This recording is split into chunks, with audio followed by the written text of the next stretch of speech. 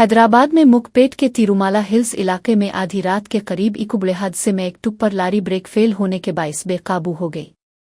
तेज रफ्तारी से आने वाली ये लारी पहले सड़क पर मौजूद डाइवर्टर से टकराई। डाइवर्टर से टकराने के बाद भी गाड़ी ना रुकी और उसने ताकत से एक और लारी और एक मुसाफिर बस को सख्त ज़रब लगाई। इस जंजीर नुमा हादसे के बाइस तीनों गाड़ियों को बड़े पैमाने पर नुकसान पहुंचा। हादसे की शिद्दत से शाहराह पर गाड़ियों का मलबा बखर गया, जिसके नतीजे में सड़क पर फौरी तौर पर दोनों अतराफ बड़े पैमाने पर ट्रैफिक जाम हो गया।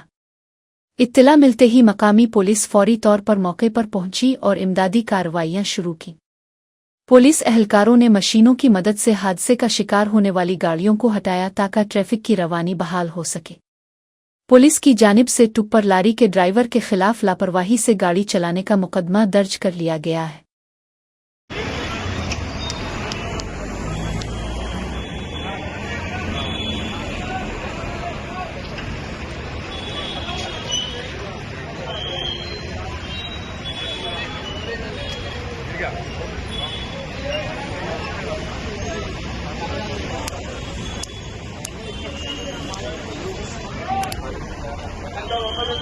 चलो